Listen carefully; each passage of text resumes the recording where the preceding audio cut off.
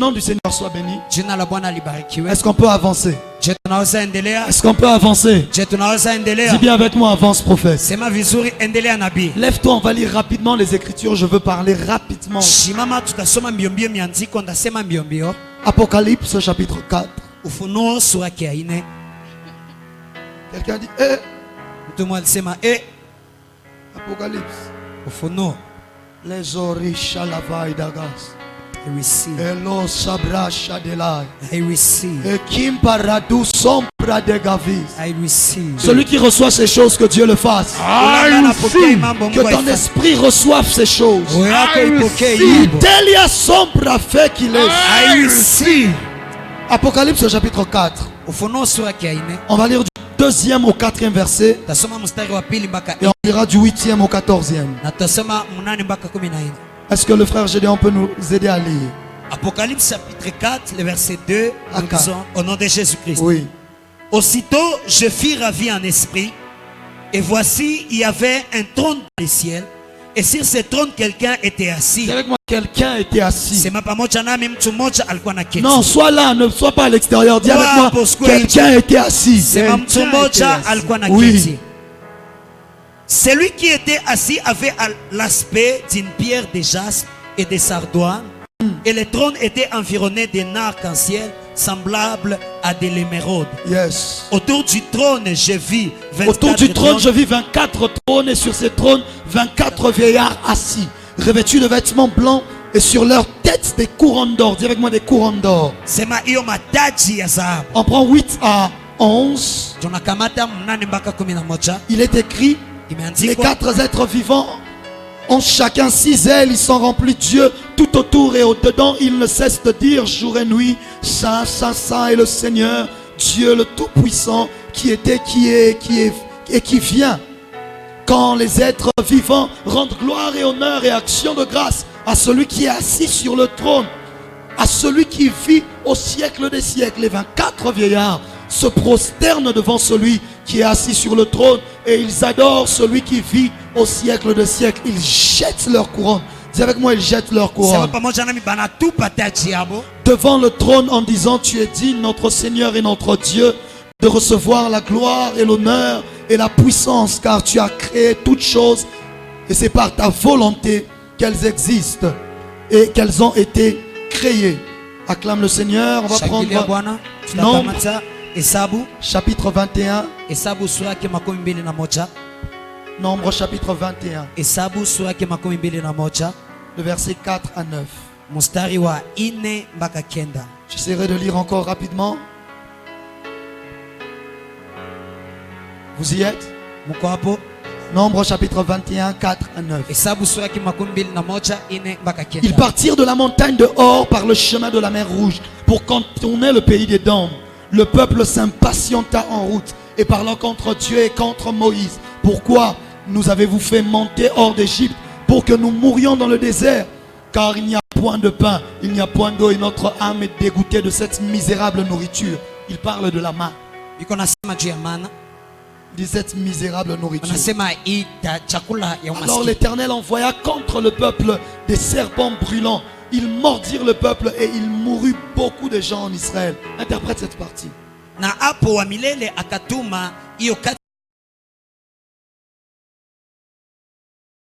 Taifa hiyo manyoka ya kuwaka moto zikaluma mataifa na wakakufa wengi watu katika Israël. Le peuple vint à Moïse et dit: nous avons péché car nous avons parlé contre l'Éternel et contre toi. Prie l'Éternel afin qu'il éloigne de nous les serpents. Moïse pria pour le peuple. L'Éternel dit à Moïse, on y va Gédéon, l'Éternel dit à Moïse: fais-toi un serpent brûlant et place-le sur une perche, place-le sur un bois. Quiconque aura été mordu et le regardera conservera la vie. Moïse fit un serpent d'airain et le plaça sur une perche, et quiconque avait été mordu par un serpent et regardait le serpent d'airain conserver la vie. Acclame fortement la parole de Dieu. Tu peux t'asseoir. Permets-moi de prêcher pendant quelques minutes et nous allons laisser Dieu faire sa volonté. Alléluia. Alléluia. Amen. Alléluia. Amen. Ce soir, jioni ya leo j'aimerais partager avec vous un petit thème ningelipenda kugawanya pamoja nanyi mada mdogo au milieu de tout ceci. kati ya mambo yoyote hii. Dis avec moi, au milieu de tout Sema ceci. pamoja nami kati ya hii mambo yote. Plus fort au milieu de tout ceci. Zaidi au milieu de tout ceci. Plus fort au milieu de tout ceci. Zaidi tena au milieu de tout ceci. Alléluia. Amen. J'aimerais vraiment faire un effort pour me battre et être court. Napenda kufanya nguvu yote nikwe Du mfupi. reste, mon message est un message très simple. Hiyo ujumbe wangu ni ujumbe wangu rahisi sana. Mais je crois que je vais communiquer à quelqu'un la pensée de Dieu. Lakini naaminia ndapatia mtu mmoja wazo ya Mungu.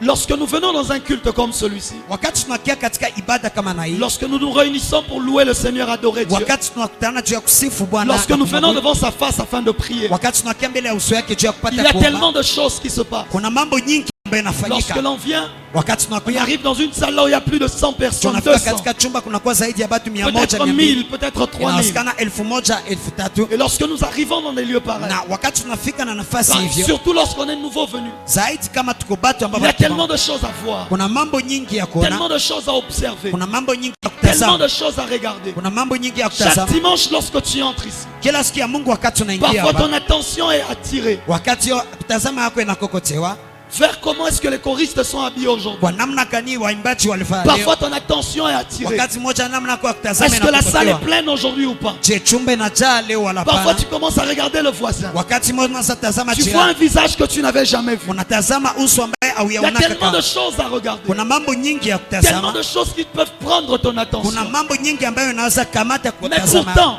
Lakini chapo hiyo tu es obligé de fixer ton attention unashurutishwa kutazama sur quelqu'un que tu ne vois même pas. kwa mtu umoja ambaye auone hata Tu n'as pas compris. au kuelewa. Lorsque tu viens ici, Wakati unakuja il y a hapa tellement de choses à regarder. kuna mambo nyingi ya Mais kutazama, pourtant, na chapo il hiyo te faut regarder inakubidi à utazame quelqu'un que tu ne peux même pas voir. kwa mtu mmoja ambaye hauwezi hata Au lieu de kuona. regarder les choristes, Paya au kutazama lieu de waimbaji, regarder la chair, paya au kutazama lieu de regarder le madhabahu, prophète paya d'abord, kutazama nabii kwanza. tu es appelé à regarder. Unaitwa kutazama, Pas simplement quelqu'un qui est là. hapana tu mtu mmoja ambaye S'il kufanya. était visible, ça aurait été compréhensible. Kama alikuwa wakutazamiwa Mais ingelipata en kusikika. plus, Lakini zaidi celui sur qui tu dois concentrer ton ule attention, ambaye unapaswa tazamia sana il est invisible. ni mtu ambaye asionekana. Comment concentrer son attention Namna gani kukazia kutazama vers quelqu'un d'invisible kwa mtu asiyeonekana? alors qu'on est environné de tellement de choses Na jambo visibles? yote tunazunguika na vitu ambavyo vinaonekana sana. Nos yeux sont tellement emportés Macho yetu inabebwa à sana regarder à gauche et à droite kutazama kushoto na pour kuume voir le voisin. kwa ajili ya kutazama Et jirani. pourtant, Na jambo hili celui que tu es vraiment venu voir, ule ambaye ulikia kutazama kwa il est kweli, invisible. haonekane. Maintenant, comment me concentrer Sasa namna gani sur kukazia quelqu'un que je ne tazama peux pas voir? kwa mtu ambaye siwezi kuona? Comment regarder Namna gani kutazama quelqu'un que je ne peux pas contempler? mtu ambaye siwezi weza kutazama vizuri? Comment me focaliser? Namna gani kukazia Vers macho quelqu'un. yangu kwa mtu Je ne peux même pas savoir s'il est à gauche ou à droite, siwezi hata ou derrière kujua ou devant. yale ambaye iko kushoto kuume hata mbele na La nyuma, seule chose que je vois, c'est mon voisin. lakini kitu moja ambaye mimi naona ni jirani yangu. Dis avec moi, avance prophète. Sema pamoja nami, endelea Dis nabii. avec moi, avance prophète. Sema vizuri, endelea nabii. Voilà pourquoi beaucoup de gens sortent finalement du culte, Ndio kwa maana watu wengi wanatoka kwa mwisho wa ayant ibada, tout vu, waliona mambo mais yote n'ayant pas vu l'éternel. lakini hawakuona wa milele, Parce que celui qu'ils devaient regarder, kwa juu ule ambaye walipaswa kutazamia il est invisible. ni mtu asiyeonekana. Ils devaient focaliser leur attention Walipaswa kazia kutazama sur yao quelqu'un qu'ils ne peuvent même pas voir. kwa mtu ambaye abawezi hata Ah kutazama. Dieu, Ah Mungu, c'était ça le problème d'Israël. ni hiyo ilikuwa shida Voilà ya pourquoi quand Israeli. Moïse part, Ndio kwa maana wakati mtu il faut un anasema faux d'or. wanafanya hiyo Ils disent, donne-nous foto, un Dieu que l'on peut voir. banamwambia tupatie Mungu ambaye tunaweza Leur ona. seul problème, c'était la vue. Shida yabo moja ilikuwa kupata Ils kutazama. voulaient quelqu'un, on va l'adorer, c'est pas grave. Balipenda mtu tutamwabudu, haina shida, Mais que l'on voie, lakini tupate que je kumwona, puisse savoir dans quelle direction tourner mes yeux quand je prie. nipate kujua kwa namna gani naongoza macho yangu Voilà wakati pourquoi il y a na. des gens tu es ici. Ndio kwa maana kuna Quand batu tu es kwa hapa, déjà assis, tu ne sais pas, tu vas regarder quoi. wakati ulisha keti aujue utatazama nini. Tu regardes les choristes, à un moment les choristes se rendent compte que tu les regardes, tu Unatazama détournes le waimbaji, regard. wakati mwa banakondona batazama unageuza macho. Tu regardes comme ça pour quelqu'un voit que tu le regardes, tu détournes encore le regard. Unatazama hivi, unaona mtu anakutazama, unageuza tena macho. Pourquoi? Kwa jani Tu ne sais pas où est-ce que tu dois mettre tes yeux. aujue nafasi gani unapasha tia macho yako. Dis avec moi, avance prophète. Sema pamoja nami, endelea Dis bien nabii. avec moi, avance prophète. Sema vizuri pamoja nami, endelea nabii. Dans Apocalypse Apocalypse chapitre 4. Katika Ufunuo sura ya 4, L'apôtre Jean est en train de nous raconter une histoire. Apôtre Yohane kwa natupatia hadithi moja. Une vision qu'il a eue. Maonyo moja ambaye Le alipata. ciel s'est ouvert. Mbingu Une ilifunguka. voix lui a dit monte ici. Hiyo sauti moja ikamwambia Mais panda lorsqu'il hapa. monte, Na wakati il anapanda, commence à nous décrire les choses qu'il anaanza voit. tufasiria mambo ambayo iko Il naona. commence à parler premièrement Anaanza kusema mara de kwanza quelqu'un qui était sur le trône. kwa mtu ambaye alikuwa kwenye kiti ya Dis avec enzi. moi, avance prophète. Sema pamoja nami, Dis endelea bien avec nabii. moi, avance prophète. Sema vizuri, endelea Il nabii. commence à décrire celui qui était sur le trône. Anaanza fasiria ule ambaye alikuwa kwenye kiti Il ya commence enzi. à parler. Anaanza kusema, Il dit il était assis, il y avait quelqu'un, il y avait un trône. anasema kulikuwa kiti ya enzi. Celui qui était assis sur le trône Ule ambaye alikuwa na kiti kwenye avait kiti ya enzi un aspect de jaspe et de sardoine. alikuwa anaonekana kama hiyo sardoine, Et puis il passe. na kisha Il commence à anapita, parler du fleuve de feu anaanza qu'il y avait. kusema hiyo mtoni ya Il moto ambayo parle de ilikuwa. l'arc-en-ciel qu'il y avait. Anasema arc-en-ciel Il ambayo parle ilikuwa. des êtres vivants. Anasema bale batu bali Imaginez hai. combien Sasa mjuazie Jean mangapi était ébloui Yohana alikuwa na de se shituka retrouver au milieu de toute cette kujikuta multiplicité. katikati ya hiyo wingi yote, Tellement de choses qu'il n'avait jamais vues dans sa vie. zaidi mambo ambaye akuona kamwe ndani ya Tellement de maisha yake. choses qu'il n'avait jamais vécues. Zaidi mambo ambaye Il akuishi était kamwe, perdu au milieu de tout cela. alikuwa anapotea katikati ya hiyo mambo Il yote. essaye de décrire autant qu'il le peut. Anapima kufasiria kisi Il voit angelipiweza. des êtres avec 6 ailes. Anatazama watu ambao biko na mabawa 6, Mais il se dit comment est-ce possible? lakini anajiuliza namna gani Il naweza voit des kusikana. vieillards. Anaona wazee, Il voit des choses bizarres. anaona mambo ya kushangaza, Il passe son temps en train d'essayer d'expliquer. anapitisha wakati yake iko napima Mais kufasiria, pourtant, na chapo au hiyo milieu de toute cette splendeur qu'il est en train de voir, kati ya hiyo splendeur ambayo iko natazama, il y a quelqu'un qui l'a vu au début mais qui l'a déjà oublié. kuna mtu ambaye aliona mwanzo lakini alikuwa alishamsahau. Il n'a pas passé trop de temps à décrire l'éternel. Akupitisha wakati yake yote iko nafasiria wa milele, Comme le temps qu'il a passé à décrire les êtres vivants. kama vile wakati alipitisha iko nafasiria baine Il bali yake. était tellement impressionné Tu alikuwa na shangaa sana, qu'il ne savait plus où est-ce qu'il devait regarder. hakukuwa najua nafasi gani anaweza De telle kutazama, sorte qu'au chapitre 5, na mpaka hivyo kwenye sura il ne 5 s'était même pas rendu compte akugundua hata qu'il y avait un agneau qui était là comme immolé. kama kulikuwa mwana kondoo ambaye alikuwa pale kama vile Mais il anachinja, faut que quelqu'un vienne lui montrer l'agneau. lakini inabidi mtu akuye amoneshe mwana Mais kondoo. Jean, Lakini tu as Yohana passé tout le chapitre 4 ulipitisha en sura train de 4 nous yote, décrire la splendeur qu'il y avait. uko natufasiria utukufu ambaye ilikuwa Parce qu'au milieu de tout cela, kwa juu. Kati ya hiyo mambo Jean yote était perdu. Yohana Et alikuwa il ne savait anapotea plus où est-ce qu'il devait focaliser le regard. na akuwa najua nafasi gani anapenda anaweza C'est comme tazama. lorsqu'une femme Ni kama vile mwanamke entre dans un magasin de vêtements. anaingia katika magaze ya mavazi, Subitement, elle a l'impression qu'elle veut tout, mais elle ne kwa veut rien. ghafla anakuwa kama vile anapenda kamata mambo yote. Les femmes viennent de faire semblant. Babinti banamaliza kufanya sambla, Tu l'as fait entrer dans un magasin de vêtements. unamwingiza katika magaze ya Ne mavazi. commets pas l'erreur de lui dire choisis. Usifanye kosa kumwambia chagua, Parce que sinon tu es foutu. kwa juu kama iko vile Vous allez utashangaa. passer 20 heures là-bas. Mutapitisha 20 heures Vous pouvez pale, arriver à 15 heures. munaweza fika Vous 15 heures, allez quitter à 20 heures. mutatoka 20 heures mule. Pourquoi? Kwa jia nini? Parce qu'elle est éblouie par tout ce qu'elle voit. Kwa juu anashangaa kwa yote ambayo Et anaona, peut-être elle prend d'abord. na anakamata kwanza, Oui, ça. anasema Après, ndio, elle tourne encore. anageuka tena, Non, hein. hapana, Attends d'abord. chunga Elle kwanza, remet. anakia tena na Parce kama qu'elle est éblouie. kwa juu Elle anakuwa ne sasa sait na plus ce shituka, qu'elle doit choisir ou ne pas choisir. ajue tena nini ambaye atachagua Ne wala la sichagua. présente pas des bijoux, c'est pire. Usimwoneshe mabiju, ni hatari, Vous allez perdre toute une journée. mtapoteza mchana mzima, Parce qu'il y aura tellement de choses. kwa juu kutakuwa mambo nyingi. Un choix va remplacer un autre. Un choix va Chaguo moja remplacer un autre. itia nyingine C'est avec moi, avance, prophète. Sema pamoja na mimi, endelea nabii. Et c'est l'état dans lequel Jean était. Na ni nafasi ambayo Yohana La alikuwa, première chose qu'il voit, c'est le trône. mambo ya kwanza anaona ni kiti ya enzi. Il parle de celui qui était dans le trône. Anasema je, yule ambaye alikuwa na Tout ce kiti qu'il nous dit, kwenye il avait un aspect de yote, chasse. anasema jinsi alikuwa na angara, Mais après, il est passé. kisha baadaye anapita, Il commence à nous raconter une longue histoire. anaanza tuandia hadithi mrefu, Tout ce que j'aurais voulu, yote ambayo ningelipenda c'est que Jean me donne un peu plus de détails Yohana anipatie kunifasiria sur l'éternel qui était assis sur le trône. kwa milele ambaye alikuwa na kiti Mais kwenye kiti ya enzi. pourtant, Na japo le hiyo regard des gens était ailleurs. hiyo kutazama Yohana ilikuwa nafasi nyingine. Où est-ce que je suis en train d'essayer de t'emmener? Wapi niko napenda nikubebe, J'arrive, ne t'inquiète pas. nakuja, usiogope. Mais lorsqu'il est là, lakini wakati même si kopali lui son regard est ailleurs, hata wewe il se kutazamia rend kiko compte que nje, tout le monde anagundua kila a mtu pourtant le regard sur cette personne-là. iko natazamia ule mtu ambaye Il se anaketi, rend compte que les êtres vivants que lui il est en train d'admirer anagundua wale watu ai ambao yeko sont natazama en train d'adorer cette personne-là que lui n'a pas décrit. bo biko na abudu ule mtu ambaye yeye Il Yohana se rend compte anafasiria. que les vieillards qu'il est en train d'admirer Anagundua wale bazee 20 ambaye sont en iko train na- d'adorer celui-là biko na abudu que ule lui n'a pas décrit. ambaye yeye akufasiria. C'est avec moi, avance prophète. Sema pamoja nami, endelea nabii. J'ai beaucoup de choses à dire ce soir. Niko na mambo mingi ya kusema J'essaie jioni de ya tout leo. mettre ensemble pour être rapide. Napima kuitia yote pamoja tu ya kuambia. C'est ce qui se passe Ni yale ambayo yanapitikana lorsque tu viens dans la présence de Dieu. wakati unakia katika uwepo ya Mungu, Parfois tu es perdu wakati mona dans potea ce que tu ne dois pas regarder. katika yale ambayo Au haupaswi lieu de te kutazamia, focaliser vers celui que tu dois regarder, bali ya kutazamia sana ule tu ambayo perds ton unapaswa temps à regarder un voisin unapoteza wakati yako kwa qui natazama lui est jirani en train d'adorer le Dieu que tu ne regardes pas. ambaye yeko na abudu le Mungu ambaye wewe hautazamia. Tu perds ton temps à parler du voisin Unapoteza wakati yako kwa qui nasema lui juu est ya en jirani train d'adorer le Dieu que toi tu ne regardes pas. ambaye yeko na abudu Mungu ambaye wewe hautazame. Quand je dis parler du voisin, quelqu'un dit ah, Wakati nasema moi je kusema ne jirani, parle pas au culte, tu te parles à toi-même dans ta tête. wewe unasema mimi sema katika ibada, unajisemeshaka peke yako katika kichwa chako. Ah, Ah, mais la jupe là, elle a porté ça dimanche passé. sasa hiyo jipe alivala siku ya Mungu ilipita. Tout ça dans la tête, vous pensez que la personne prie. Hiyo yote mnazia mtu iko naomba, Elle a acheté de nouvelles chaussures. aliuza biatu ya mtu. Et le frère là, Ndugu. lui aussi, c'est pas qu'il vient à l'église, Yeye nacho aka na kia c'est kanisa. qu'il s'habille mieux quand même. Avale kwanza vizuri. Et le papa là est encore venu. Na ule baba tena alikuya. Et mais c'est la maman là sur laquelle le prophète avait prophétisé dimanche. Ni ule mama ambaye nabii alitabiria siku ya Mungu ilipita. Est-ce que je mens?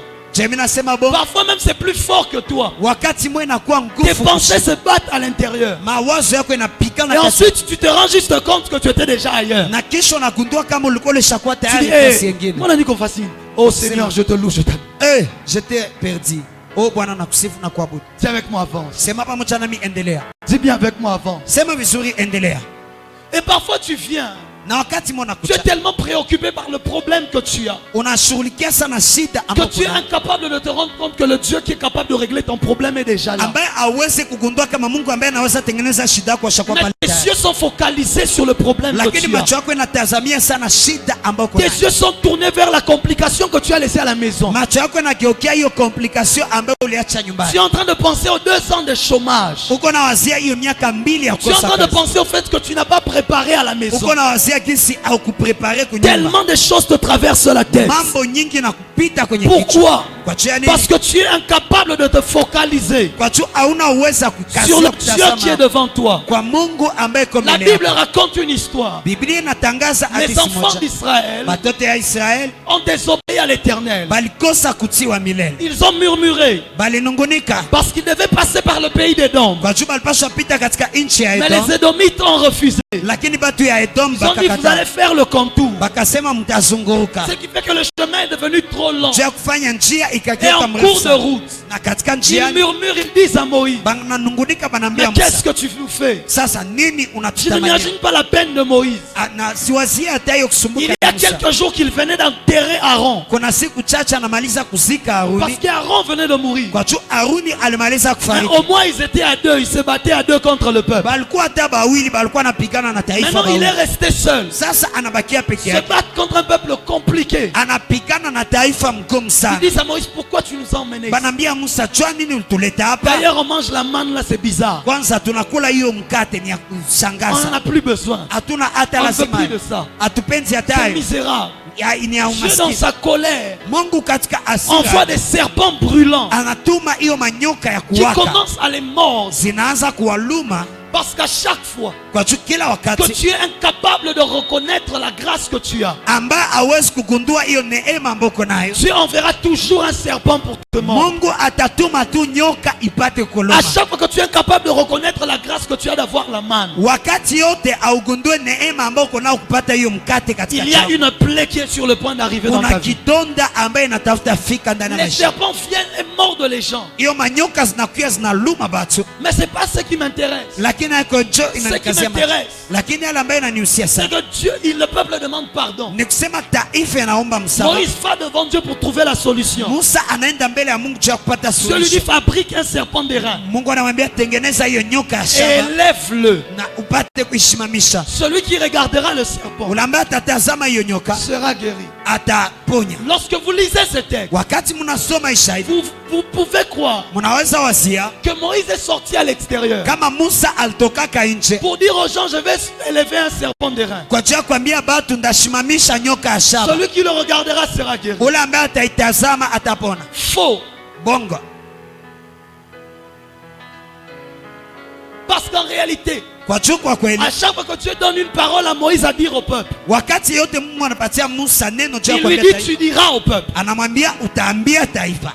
Mais lorsqu'il lui donne une parole qu'il devait garder pour lui-même, Lakini wakati anampatia neno ambaye pasha il lui weka donne kwa juste yake, l'instruction sans rien dire. anampatia tu shoti bila kusema hata kitu. Ce qui s'est passé, Yale ambayo c'est que ilipitikana Moïse n'a pas fait d'annonce. ni kusema Musa Il akutangaza, a juste fabriqué un serpent. alitengeneza tu nyoka Il a shaba, juste mis le serpent sur un bâton. akatia hiyo nyoka Et kwenye il a mti déposé le serpent. na akatia hiyo nyoka. Personne ne savait Hakuna mtu ambaye alikuwa que si anajua on regarde le serpent, kama bakitazama on nyoka était guéri. batapona. Personne n'était au courant. Hakuna mwalikuwa anajua, Il lui a juste dit, alimwambia tu tu fabriques un serpent tengeneza que nyoka tu déposeras. ambao utatia. Celui qui le regardera, Ule ambaye ataitazama il ne dit pas que tous ceux qui sont blessés viennent le regarder. aseme kama bote ambao balilumiwa na nyoka bakie Il dit baitazama. celui pourquoi? Anasema ule kwa Parce que ce chanini, n'était pas une information qu'on avait donnée à tout le monde. kwa jua haikuwa habari ambao balipatia batu Il yote, dit celui qui le regardera, lakini ule ambaye atatazama sa plaie s'arrêtera. hiyo kidonda yake Mais tashimama. comment est-ce que je vais regarder à un bois Sasa namna gani ndatazama muti lorsque je suis dans la douleur de ma plaie? wakati niko na maumivu ya kidonda yangu? Le problème,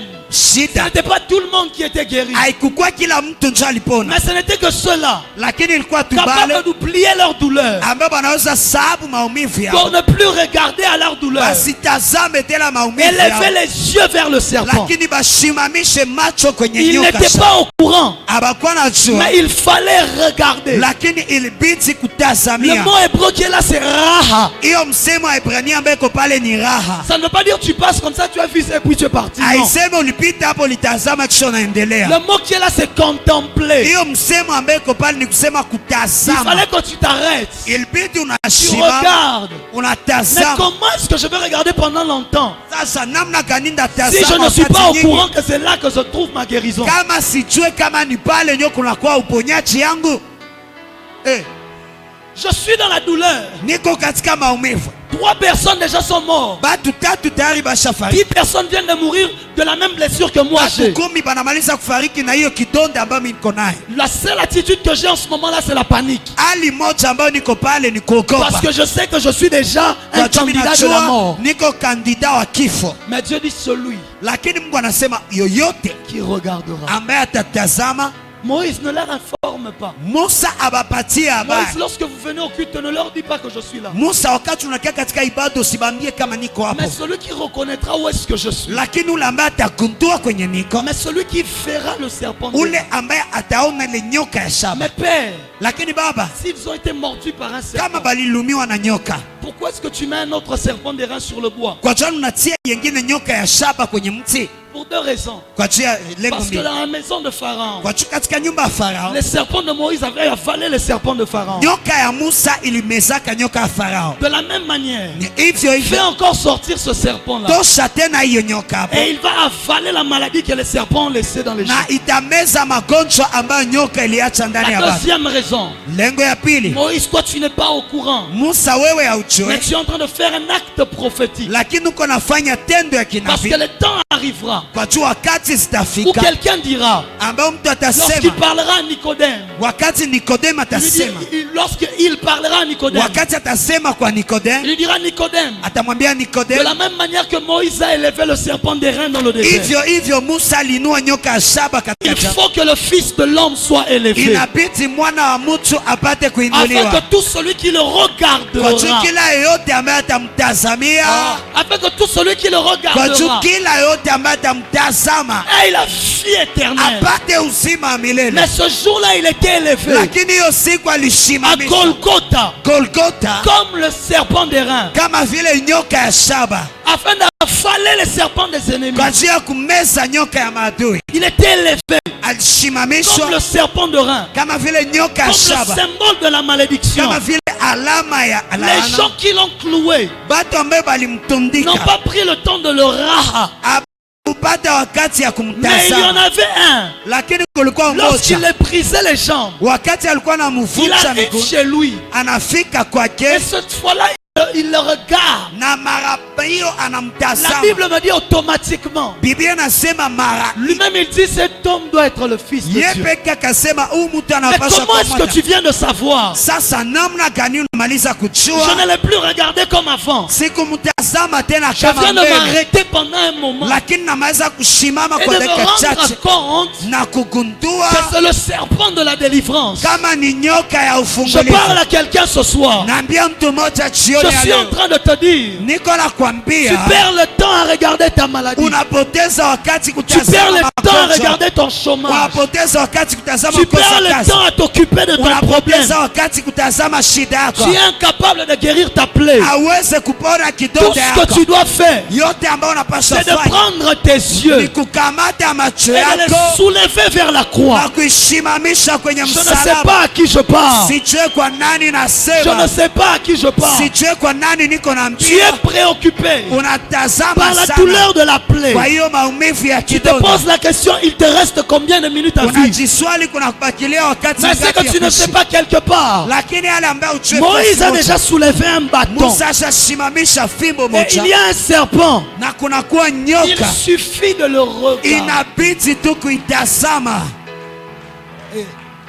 Lorsque Jean arrive dans la salle du trône, Wakati Yohana anafika kwenye kiti, lorsque lui il perdait le temps à regarder tout le monde, wakati alipoteza wakati kutazama batu mais yote, tout le monde ne regardait qu'un seul homme. lakini batu yote walikuwa tazama mtu Le mmoja. problème du chrétien, Shida ya quand Mkristo, tu viens, wakati tu es unakuya incapable d'oublier ta souffrance, aweze kusahabu mateso yako, incapable d'oublier ta douleur hauna uweza kusahabu et de maumivu yako focaliser tes regards na kukazia macho yako vers Dieu. kwa Mungu. Combien lorsqu'ils viennent ici, Bangapi wakati tu ne banakuya penses pas d'abord à la prédication, awaze kwanza tu ne kwa penses mahubiri, pas d'abord au prophète qui va venir, awaze kwanza kwa tu ne nabii penses pas ambaye d'abord à la atakuja, chorale, awaze kwanza kwa mais tu penses baimbaji, au Dieu que tu es venu rencontrer. lakini unawaza kwa Mungu ambaye ulikia Mais kukutana. lorsque tu es distrait, Lakini wakati en unapumbazika cherchant des remèdes, kutafuta masuluhisho, tu ne peux pas guérir de la morsure du serpent hawezi pona katika hiyo kulumiwa ya si nyoka tu n'as pas regardé le serpent des kama reins. ukutazama nyoka ya shaba.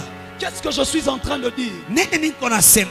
Le mot ra'a, Hiyo msemo wa raha, le mot qui est là, hiyo ambayo iko pale, contempler, hiyo c'est le kutazama, mot qui s'atteint dans l'adoration. ni msemo ambaye naambatanisha na mabuto. Le plus grand problème du chrétien, Shida kubwa ya Mkristo, ils ont les yeux partout. biko na macho fasi Tu yote. sais, lorsque tu pries, Una wakati unaomba, Seigneur, mon problème, Bwana shida yangu, devant tes yeux, il n'y a parfois même pas Dieu. mbele ya macho yako hakuna hata Mungu. Ce qu'il y a devant tes yeux quand tu les fermes, c'est ton problème. Yale ambayo iko mbele ya macho yako wakati unefunga ni shida yako, Mais ton problème ne changera pas ton problème. lakini shida yako haitabadilisha shida yako. Tu es resté 20 ans avec ton problème, il est resté Ulibakia là. miaka 12 na shida yako ikabakia pale. Ce n'est pas en te concentrant sur ton problème qu'il a changé. Haiko kwa kutazamia shida yako ndio ilibadilika. Alors prends ton regard, enlève ça de là. Sasa kutazama kuitoshe pale Mets-le sur Dieu. na uitie kwa Mungu. On a des chrétiens qui ont un problème sérieux, Tuna bakristo ambao biko na shida nguvu sana avec une vie d'adoration na misérable. maisha ya maabudu ya chini sana. Voilà pourquoi Ndio kwa Vous maana êtes beaucoup plus au courant de la grandeur de votre problème mnajua sana sana ukubwa ya shida yenu que de la splendeur de votre Dieu. bali ya utukufu ya Mungu wenu. Tu maîtrises très bien ton problème, Unajua vizuri shida yako, mais tu ne connais pas Dieu. lakini haujui Mungu. Tu sors d'ici, Unatoka hapa, tu as retenu comment est-ce que le frère Gédéon était habillé. ulijua namna gani ndugu Gideoni alikuwa anavaa, Mais est-ce que tu as vu Dieu? lakini je, ulitazama Mungu? Oh, dis avec moi, avance prophète. Sema pamoja nami, endelea nabii.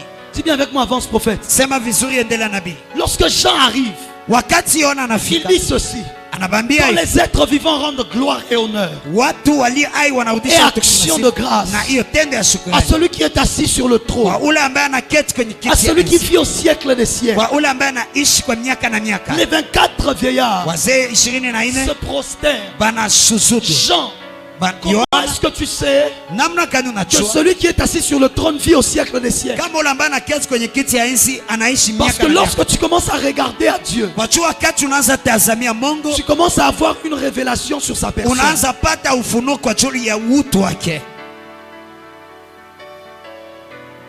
Ils étaient avec Jésus, Balikuwa pamoja na Yesu, mais ils ne savaient pas que c'était qui. lakini habakujua Il kama a dit, ilikuwa mais qui nani. dites-vous que je suis? Akabambia, mnasema niko nani? Ils Élie. Akasema Les Elia. gens disent que tu es le prophète. Batu wanasema uko Les gens nabii. disent que tu es Jérémie. Batu wanasema uko Yeremia. Mais il pose la question: et vous? Lakini ana maswali na Vous êtes nyinyi avec moi tous les jours. muko pamoja nani Mais est-ce que kila vous siku? savez qui je suis? Lakini je, Tu mnajua niko viens nani? ici tous les jours. Unakuya hapa Mais kila est-ce siku. que tu connais ton Dieu? Lakini je, unajua Et Mungu Pierre wako? dit: Na Petro tu es le anasema fils du Dieu vivant. uko mtoto wa Mungu Tu es aliye, le Messie. uko Mashia. Il dit: ce n'est ni la chair, Wanasema haiko ni le na damu, sang qui te l'ont révélé, haiko mwili na damu mais ambaye c'est mon ilikufunuliwa. Père qui est dans les Lakini cieux. ni baba yangu aliye mbingu. Parce que les autres puisaient dans la connaissance des gens, Watu wengine balikuwa na shota katika mais ujuzi Pierre ya a damu, puisé dans la connaissance de Dieu. lakini Petro aligusa katika ujuzi ya Mungu. Ton problème, Shida yako c'est que tu perds trop de temps à regarder ailleurs unapoteza wakati nyingi au lieu de unatazama focaliser kazi ton yako, regard sur Dieu. bali ya kukazia kutazama yako kwa Mungu. Il dit: se prosterne. Ambia Il wanasujudu, dit: les 24 vieillards nasema bazee se 20 prosternent banasujudu devant celui qui est assis sur le trône mbele ya ule ambaye et anaketi ils adorent na banabudu celui qui vit au siècle des siècles. ule ambaye anaishi Ils miaka na miaka. jettent leur couronne Banatupa mavazi et yao. ensuite ils continuent. Na kisha baadaye Il y a inaendelea. deux choses formidables ici que je vais partager, on va clôturer. Kuna mambo mbili hapa ndagawanya, C'est utaenda fort. nguvu. Il commence par dire: Anaanza lorsque akiwaambia les êtres vivants adorent, wakati batu 20 ils se focalisent sur les vieillards. anakazia sana kwa bazee Il dit: les 20. vieillards, Bazee ils font deux choses. banafanya mambo mbili. La première chose, ils se prosternent. Kitu ya kwanza banasujudu. En grec, le mot qui est là, Katika Kigreki msemo ambaye c'est le mot pipto. ni msemo wa pipto. Pipto. Pipto. P-I-P-T-O. Pipto Qui signifie, ambaye anasema qui ne signifie pas s'agenouiller, aiseme kupika magoti, qui signifie quelque chose. lakini nasema kitu fulani. Pipto signifie Pipto ni kusema descendre d'un lieu élevé kutoka nafasi hiyo juu jusqu'à vers un lieu qui est bas. mpaka nafasi ambayo iko Parce que chini. la première chose que Jean a vu faire, Kwa juu kitu moja ambayo Yohana aliona c'est que banafanya les 24 vieillards, ni kusema bazee 24, parce que dans les temps anciens, katika wakati ya zamani, lorsque l'on parle de trône, wakati banasema kitu un ya trône enzi, ne pouvait pas être ici. kiti ya enzi haingelikuwa Un hapa. trône était toujours surélevé. Kiti ya enzi ilikuwa natiliwa nafasi ya C'est-à-dire juu. s'il y avait un trône, il serait là. Ni kusema kama kulikuwa kiti ya Et c'est enzi que Jean voyait, ingelikuwa pale, na yale c'est ambayo que Yohana lorsque alikuwa les êtres vivants adoraient, ni wakati batu baine les balikuwa na 24 vieillards quittaient de leur trône. bazee 24 balitoka Et ils kwenye kiti descendaient ya d'abord, na balikuwa na shuka comme kwanza, pour abandonner le trône, kama vile kuacha kiti ya enzi, comme pour abandonner ce qu'ils avaient kama comme vile gloire. kuacha yale ambayo balikuwa nao kama La Bible utukufu. dit qu'ils avaient des couronnes et des trônes. Biblia inasema balikuwa na mataji na Cela kiti ya signifie enzi. qu'ils étaient des rois. Ni kusema balikuwa bafalme. Tu ne peux pas avoir un trône et une couronne sans être roi. Hawezi kuwa na kiti ya enzi na taji bila kuwa Lorsque mfalme. les gens commençaient à adorer, Lakini wakati batu balikuwa na abudu bizarre, ya kushangaza, Jean dit, Yohana anasema les êtres vivants, batu balie ai ine, j'essaie de ne pas t'embrouiller. napima nisikusumbue sana, On y va quand même. twende. Il dit les êtres vivants Anasema batu ine disaient continuellement. balikuwa nasema katika kuendelea, C'est-à-dire ça n'a pas commencé lorsque lui il est arrivé. ni kusema abikuanza wakati alifika. Lorsque lui il est arrivé, Wakati alifika ils étaient déjà en train d'adorer. balikuwa tayari balishaanza abudu. Alléluia. Amen. Mais alors, Lakini il kisha dit maintenant pendant qu'ils adorent, anasema wakati bo balikuwa na abudu, les vieillards descendent. Bazee balikuwa na shuka. Si ça avait commencé depuis longtemps, Kama ilianza tangu zamani, comment est-ce que tu les as vus descendre? namna kani ulibaona banashuka?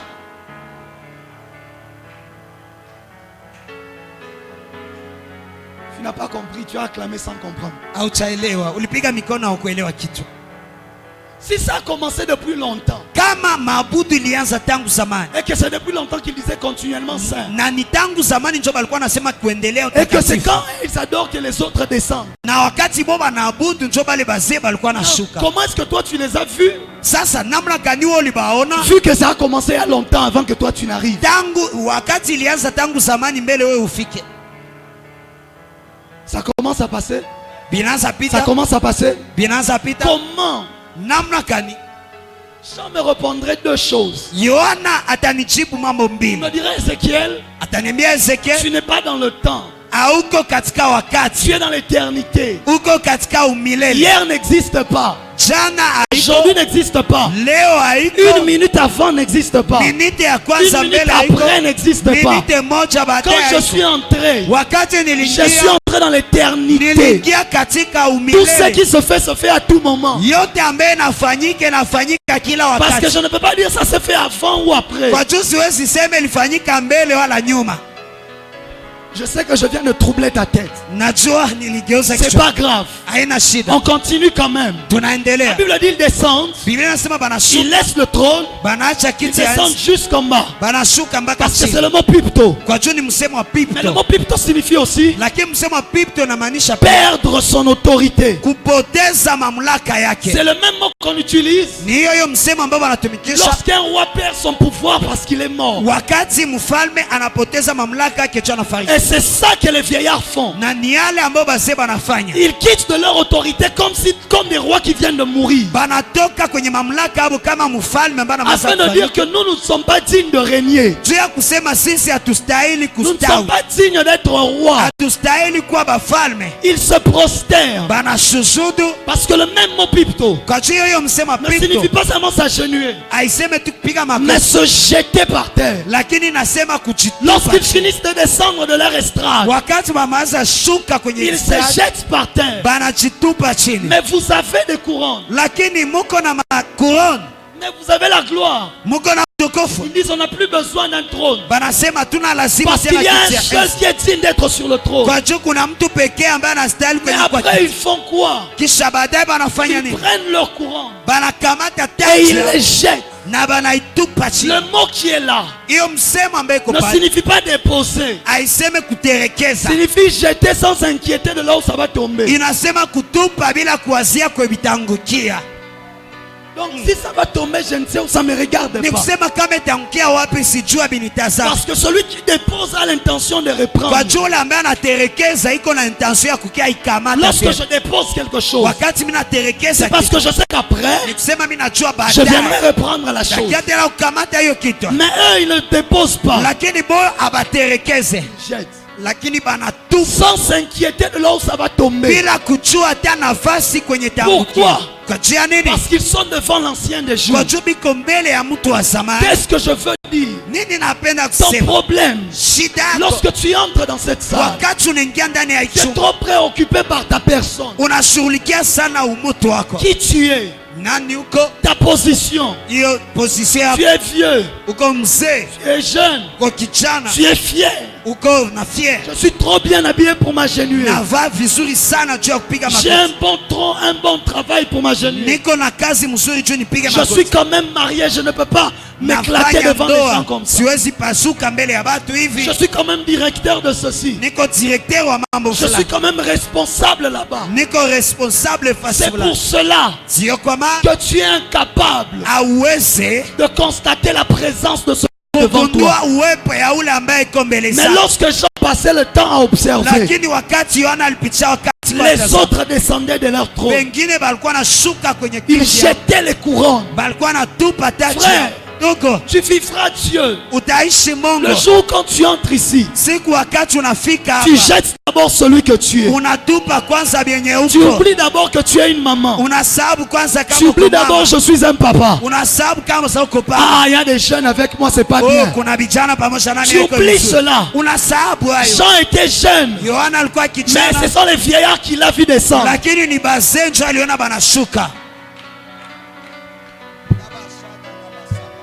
C'est avec moi, avance. Sema pamoja nami C'est bien endelea. avec moi, avance. Sema vizuri endelea. C'est bien avec moi, avance. Sema vizuri C'est que endelea. je suis en train de te dire. Yale ambayo niko C'est nakwambia, que lorsque tu restaures ton adoration, wakati unajengwa upya maabudu Dieu yako, te donne une couronne que même si quand tu la jettes, tu ne la perdras pas. Mungu anakupatia taji hata wakati unetupa hautaipoteza. Parce que je vous ai dit, Kwa hiyo nilibambia si c'était quelque chose qu'il faisait continuellement, kama ilikuwa kitu ambacho walikuwa nafanya kila comment siku, se fait-il qu'il jette continuellement les couronnes? sasa namna gani naosikana batupe kuendelea Si j'ai taji? déjà jeté, j'ai jeté. Katma nishatupa, Je ne peux pas jeter ça continuellement. siwezi tupa nikiendelea kutupa tena. Si j'ai une couronne, tu n'as pas compris, Kama niko na taji au et kuelewa que je la jette, na mimi naitupa, elle n'est plus sur ma tête. haiko tena kwenye kichwa, Je ne peux pas jeter continuellement. siwezi kuendelea kuitupa tupa. Parce que lorsque tu sais jeter ta couronne dans Kwa la tu présence de wakati unayatupa taji yako katika uwepo yako, il place sur ta tête une couronne qui ne s'enlèvera jamais. anatia kwenye kichwa yako hiyo taji ambayo haitatoshwa kama. Lorsque tu sais oublier ton rang, Wakati unajua sababu ton kiwango yako, grade, hiyo kiwango t'es yako, fier hiyo masifa et yako, te jeter dans la présence na de Dieu. unajimwanga katika uwepo Frère, yako, la récompense que tu recevras est supérieure à tout ce que tu peux imaginer. ndugu, malipo ambayo utapokea iko juu ya yote Je ambayo parle à une unafanya. maman ce soir. Naambia mama moja Je jioni, parle à un papa ce soir. naambia baba moja jioni ya Même leo, si tu es comme les vieillards en étant hata uko vieux, katika bazee, celui que nous adorons, c'est l'ancien des ule jours. ambayo tunaabudu ni mtu wa zamani C'est-à-dire, kale. il est plus vieux que nous tous. Ni kusema ni mzee kutushinda Ça ne sisi dépend wote. pas de je suis maman, je suis papa. Hailingani Je ne niko peux pas mama, danser, je ne peux niko pas sauter. baba, siwezi cheza, siwezi Le ruka. jeune qui est à côté de toi ne sera pas maman un jour. Kijana ambaye iko pembeni yako hata kwa mama siku moja. Tu perds certaines choses Unapoteza mambo parce moja que tu es incapable de regarder à Dieu. kwa juu hauna uwezo Tu es wa incapable de kutazama, déchirer ton cœur. hauna uwezo wa kupasua moyo wako. Il est écrit ce que je désire. Imeandikwa wale ambao C'est natarajia un cœur brisé. ni roho Des inayovunjika. hommes et des femmes qui savent adorer Dieu. Banaume banamke ambao wanajua abudu On Mungu. a des chrétiens qui ont une vie d'adoration piètre. Tuna bakristo ambao biko na maisha abudu ya chini sana. Tu pries 1 heure, tu adores combien de temps? Unaomba saa mzima, unaabudu wakati ngapi? Tu comprendras Utaelewa l'objet de ton adoration mada ya maabudu yako, en calculant ce que tu fais dans la prière. uhesabia yale ambayo unafanya katika maombi. Comprends que tu adores le don là que tu cherches. Uelewe kama unaabudu hiyo karama ambayo Tu unatafuta, adores l'onction là que tu cherches. unaabudu hiyo upako ambayo uko Tu unatafuta. pries 3 heures. Unaomba saa Tu as tatu, adoré pendant combien de temps? uliabudu kwa wakati ngapi? Des gens se réunissent. Batu banakutanana, On va prier. tutaomba Et la place de l'adoration. na nafasi ya maabudu. Voilà pourquoi Ndio kwa vous maana êtes devenu incapable de fixer les regards vers Dieu. mulikuwa msipoweza Parce kutazamia que lorsque je machoni commence à adorer, kwa jua wakati naanza abudu, la présence et la splendeur de Dieu me fera oublier tous les restes. hiyo uwepo na utukufu ya Mungu itanisababisha mambo Et yote. le Dieu que tu adores, Na Mungu ambaye unaabudu il sait déjà ce dont tu as besoin dans ton cœur. anajua tayari yale ambayo kunao lazima katika Ce qui moyo fait wako. que pendant que toi tu l'adores, Ni kusema wakati wewe unamwabudu, tu vas entendre une voix qui va dire mais qui ouvrira Utas- les livres et déchirera les sceaux. sauti ambayo itasema nani atafungua kitabu na kuvunja hiyo sura. Mais Jean n'a même pas parlé de ça. Sasa Yohana kusema atajia hiyo mambo Parce qu'au milieu de l'adoration, kwa juu kati ya mabudu les problèmes se règlent automatiquement. hiyo mashida zinatengenezeka Avant que mara tu parles, le ciel trouve la solution. mbele useme mbingu inapata Pourquoi? solution. Kwa juu ya Parce que nini? Dieu veut que tu ne sois pas dérangé par quelque Kwa chose juu Mungu anapenda usisumbulike na mambo qui fulani va t'empêcher de l'adorer. ambaye atakuzuia kupata Parce que kumwabudu. si tu te rappelles du problème, tu risques de te tourner vers les Kwa juu problèmes. kama unakumbuka hiyo shida, unaweza geukia hiyo shida. Lorsque tu es un adorateur, Wakati kwa mtu wa kuabudu, Dieu se charge Mungu anashughulikia de régler tous tes problèmes kutengeneza shida zako zote afin d'augmenter le sujet de louange et kwa d'adoration. juu ya kuongeza mada ya sifa na maabudu. Mais toi, lorsque tu viens, Dieu a donné le travail. Lakini wewe wakati ulikia Mungu alipana kazi, Tu célèbres Dieu pendant 2 minutes ici. unatukuza Mungu kwa dakika Nous 2 hapa. bénissons le Seigneur, Dieu nous a donné le travail. Tunabariki Bwana alitupatia kazi. La seconde qui suit, Je, wakati wanasema Seigneur, mais le salaire là, il est trop petit. Bwana, hiyo mshahara iko kidogo. Et Dieu donne encore le salaire plus grand. Na Mungu anapana tena mshahara cho. Quelque temps après, tu viens témoigner. Wakati chacho na kiashuhudia. Et puis tu dis, Seigneur, Tunasema tena Bwana, mais cette entreprise, je ne l'aime plus. hiyo kampuni siipendi tena. Mais où sont les adorateurs de Dieu? Wapi kuko ba tubanabudu? Où sont ceux-là qui viennent devant Dieu? Wapi ko batu ambao banakia mbele ya Mungu? Il dit, Seigneur, tu es grand. Banasema Bwana uko mkubwa. Seigneur, tu es vivant. Bwana uko hai. Tu es tellement élevé. Uko juu kubwa sana. Vous savez, Unajua?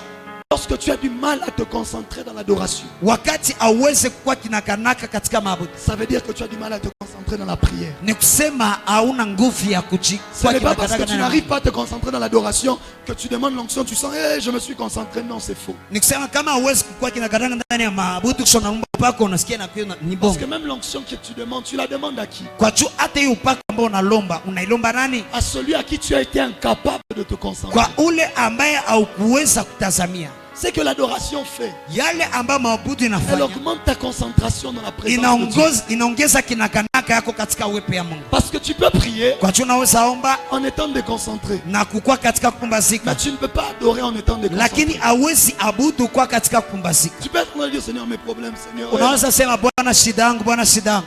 Mais comment est-ce que tu vas dire, Seigneur, tu es saint, Seigneur, tu es... Sasa namna gani utasema Bwana uko mtakatifu? Tu seras perdu. Utapotea, Tu vas te rendre compte que tu es perdu. utagundua kama Parce que unapotea. l'adoration te demande toute ta concentration. Kwa juu maabudu na kulomba hiyo kimakini yako Tu yote. évalues la hauteur de ta concentration Unatazama ukubwa ya kwa kimakini par yako ta capacité à adorer Dieu. kulingana na uwezo yako ya kuabudu Mungu. Je vous dis des choses sérieuses ce soir. Nabambia bitu ya nguvu Tu jioni. évalues la hauteur de ta concentration Unagundua kiwango ya kwa par ta kinakanaka yako capacité à élever Dieu. katika uwezo yako ya Parce que kuinua. lorsque toi tu l'adores, Kwa juu wakati unamwabudu tu commences à mieux le voir. unaanza kumtazama Parce que vizuri. l'étape la plus élevée de l'adoration, Kwa juu kiwango ya juu katika comme maabudu, je le disais, kama kisi nilikuwa c'est la nasema, contemplation. ni kutazama.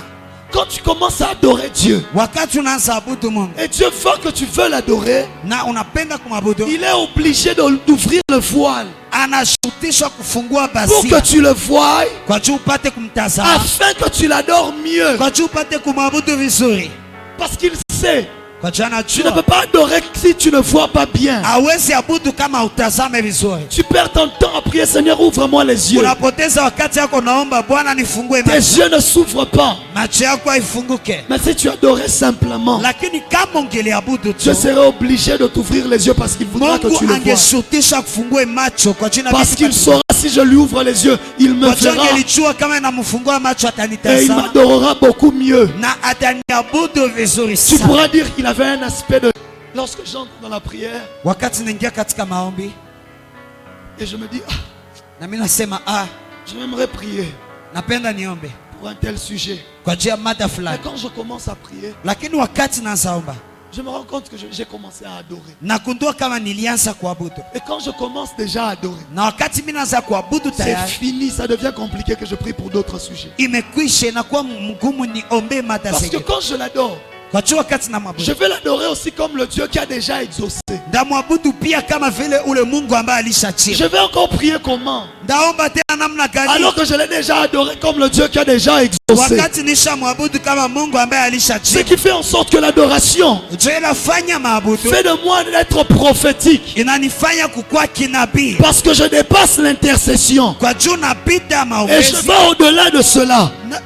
J'arrive dans l'accomplissement. nafika katika Et kujibu j'adore déjà pour l'accomplissement. na mimi naabudu tayari kwa ajili ya Le majibu. Dieu qui donne des enfants Mungu ambaye stériles. anapana batoto kwa Comment batasa. quand je vais prier? Namna gani nitaenda J'ai omba? déjà dit qu'il est le Dieu qui donne les enfants stériles. Nilishasema ni Mungu ambaye anapatiaka mwanamke uzazi.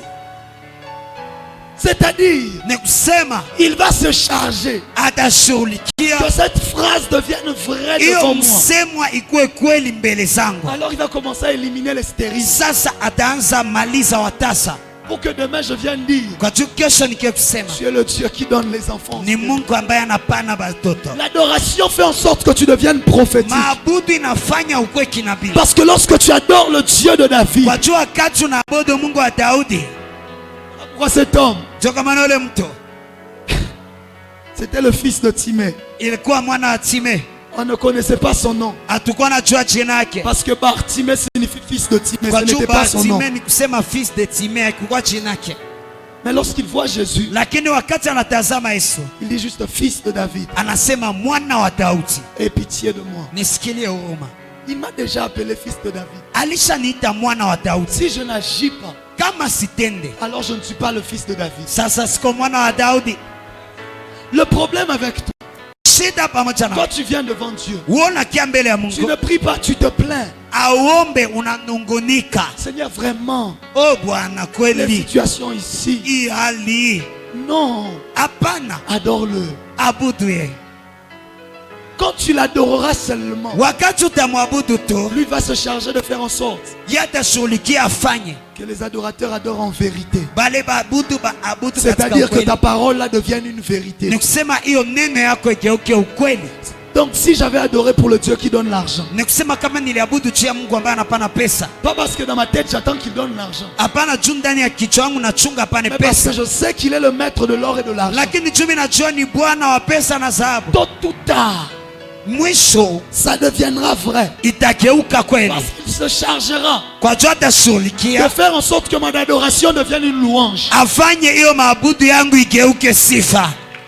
Hey, Je l'ai adoré pour ce il est. nilimwabudu kwa yale ambayo iko, Il se chargera que ça devienne une louange. atajiruhusu Afin ikuwe que je le sifa. loue pour ce qu'il a fait. Kwa juu ni msifu kwa yale ambayo alifanya. Tu n'as pas compris. Haukuelewa? Adorer, Kuabudu c'est dire à Dieu ce qu'il est. nikwambie Mungu yale ambayo iko. Je viens, je dis Seigneur, tu es le maître de l'or et de l'argent. Na kia nasema Bwana huko mkubwa wa pesa na Alors Dieu dhahabu. vient, il me donne de l'argent Wakati Mungu anakia ananipatia pesa, pour que mon adoration kwa juu hiyo maabudu yangu devienne maintenant une louange. igeuke sasa Parce que je sifa. viendrai maintenant, je dirai Kwa juu ndakuya sasa Seigneur, ndasema merci. Bwana Parce que asante, c'est toi qui m'as donné kwa l'argent. juu ni wewe ndio ulinipatia Écoute, pesa. que Dieu fasse devenir tes adorations des louanges. Sikia Mungu ageuze sifa maabudu yako Que igeuke sifa. chacun de tes sujets d'adoration Moja mada yote ya maabudu yako devienne aussi des sujets de louange. igeuke pia mada ya sifa. L'adoration ne change pas. Maabudu Que haibadilikake, j'aie ou que je n'aie pas. nikuwe nisikuwe Lui, il nayo. est le maître de l'or et de l'argent. Yeye ni Bwana wa pesa na dhahabu. Mais quand je commence à l'adorer en tant que tel, Lakini wakati naanza mwabudu kama il baba, commence aussi à transformer les choses autour de moi anaanza badilisha vitu kando pour que kando cela yako. devienne aussi une louange. Kwa juu yale igeuke pia sifa. Afin que je le loue aussi Kwa juu nipate kumsifu comme pia celui qui m'a donné la kama ule ambaye alinipatia. Baba naweza kuabudu. Frère, je te donne un secret. Ndugu, nakupatia siri. Tu analyses ta proximité avec Dieu Unatazama, chunguza karibu yako pamoja na en Mungu. analysant combien tu adores Dieu. Wakati unachunguza mara ngapi unaabudu Mungu, Tu peux être capable de prier des heures et demander n'importe quoi. unaweza Et tout. kwa kuomba saa zote, unaomba mambo yote, Mais si tu es incapable d'adorer ne fût-ce qu'une heure, lakini kama huwezi tu kuabudu saa moja, comprends que tu es encore loin. uelewe kama ungali mbali. Parce que ton incapacité à adorer, c'est ton incapacité à le voir. Kwa hiyo kutokumwabudu yako itaonesha gisi hautaweza kumtazama. Non, ton incapacité à l'adorer, c'est parce que tu es incapable de le voir. Hiyo kama hauweze kumwabudu ni kwa juu hauweze kumtazama, Parce que tu es encore loin. kwa juu ungali mbali. Mais quand tu es tellement proche de Lakini Dieu, wakati unakuwa karibu na Mungu, frère, ndugu, tu vas encore penser à quoi? utawaza tena kwa nini? Tu ne vas faire que l'adorer. Utafanya tu C'est mwabudu. là que tu oublies celui que tu es. Ni pale unasahau yule Arrêtons ambaye. de venir Tuache kukuya avec tous nos titres et nos gloires. na hiyo matitre yetu yote Je suis mautukufu. homme de Dieu. Niko mtu wa Je Mungu, suis serviteur de Dieu. niko mtumishi wa Mungu, Mais on ne m'a pas bien présenté. lakini hawakunikaribisha D'ailleurs, vizuri. je suis tel dans telle entreprise. Kwanza niko mtu fulani katika kampuni Et fulani, puis quoi? na kisha nini? Nous ne sommes pas venus te voir. Hatukia On kutazama, est venus adorer. tulikia kuabudu. Si tu es capable de savoir Kama unaweza que kuchua, toi aussi tu es venu adorer, kama na wewe pia ulikia tu kuabudu, oublieras celui que tu es. utasabu la Tu ambaye te uko, focaliseras sur ces dieux. utatazamia ule Mungu. Je te pose la question aujourd'hui. Na kuswali leo, Quel est ton désir? ni haja yako ni nini? Aimerais-tu Ungelipenda que Dieu t'ouvre les yeux pour donner les noms des gens, Mungu akufungue macho juu ya kupana majina ya ou watu, que Dieu t'ouvre les yeux pour le voir? wala Mungu akufungue macho juu ya kupata kumtazama? Mais pourtant, Na japo tu hiyo passes plus de temps à demander l'ouverture de tes yeux pour voir les noms. unaomba sana mingi bafungue macho juu one majina. Voici donc le sujet de ton adoration. Tazama sasa mada ya maabudu yako. Quand tu dis à Dieu, Seigneur, j'ai envie de toi, Seigneur, je veux te voir, tu sens comme si tu perds le temps. Wakati unasema Bwana, niko lazima kuona, niko na haja yako, unasikia kama vile unapoteza wakati. Tout ce que toi tu veux, c'est Seigneur, ongeza ile upako. Yote ambao unapenda, oh Seigneur, augmente cette onction. Voilà pourquoi pour toi, Ndio kwa maana kwa ajili yako, dans ta prière, l'adoration c'est l'introduction de la prière. katika maombi yako, maabudu ni kiingilisho ya maombi yako. Tu adores d'abord et puis tu entres dans les choses sérieuses. Unaabudu kwanza kisha unaingia katika vitu ya kweli. Non, tu viens de sortir des choses sérieuses. Hapana, unamaliza toka katika vitu ya kweli. Hey, Les choses sérieuses, c'était l'adoration là que tu étais en train de faire. vitu ya kweli ni katika maabudu ambayo ulikuwa unafanya. Ah, Je ne peux pas te dire le nombre de fois siwezi kuambia mara où ngapi je me suis agenouillé pour adorer. ambao nilipika magoti juu ya Et sans kuabudu. même que je ne le demande, Na bila hata nipate kumwomba. j'ai vu l'obscurité s'enlever de mes yeux. Niliona giza natolewa kwenye Et macho j'ai yangu. commencé à le contempler. Na nilianza Parce kumtazama. qu'à chaque fois que tu es un adorateur, Kwa jua wakati yote kwa mtu ambaye il anaabudu, n'ouvre pas tes yeux pour te montrer le nom de King Kong. akufungue macho juu ya kuonesha jina fulani, Mais il ouvre tes yeux pour te montrer celui que lui il est. lakini anakufungua macho juu ya kuonesha Yahweh Sabaoth.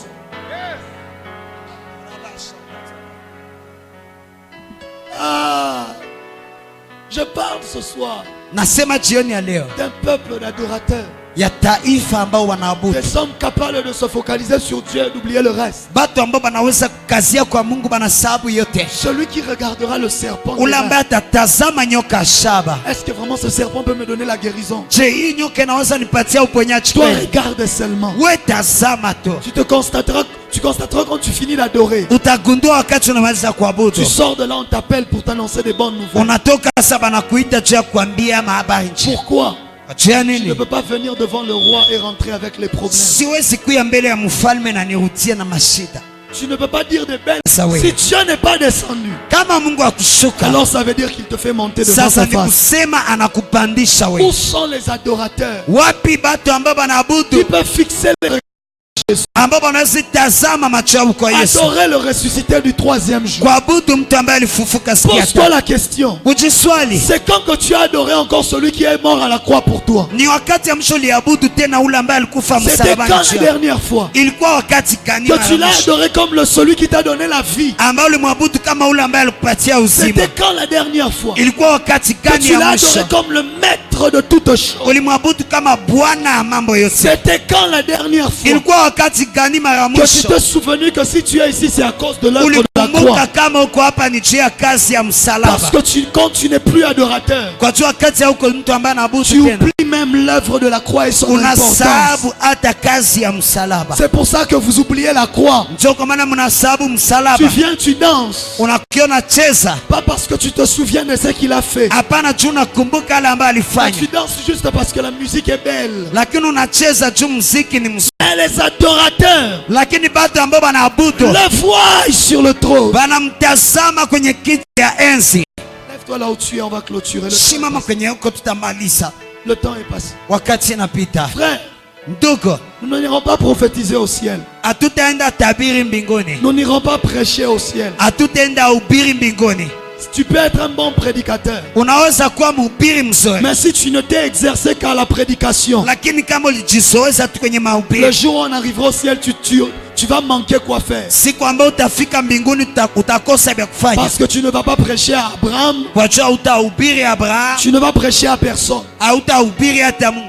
Si toi tu n'étais entraîné qu'à la prophétie, Kama wewe ulijizoelesha kunabii, le jour où on arrivera au ciel, tu siku deviendras ambayo chômeur. utafika mbinguni utakuwa mkosa Tu kazi. vas venir prophétiser sur moi pour me dire quoi? Utakia kunitabiria cha kuniambia nini? Que je serai au ciel, je suis déjà là. Ndakuwa mbinguni, nishakuwa mbinguni. Que je serai riche, je suis déjà dans la Ndakuwa Jérusalem tajiri, céleste. nishakuwa katika Yerusalemu ya Tu vas mbinguni. me dire quoi? Que Dieu va me donner l'onction, je vais faire avec quoi? Utaniambia Mungu atanipatia upako, ndaifanya nini?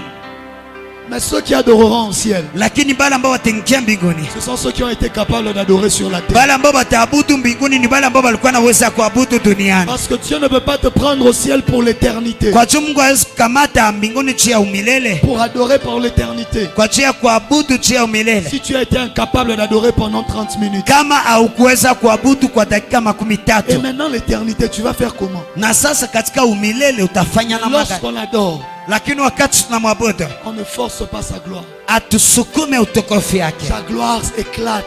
Utukufu yake napasuka.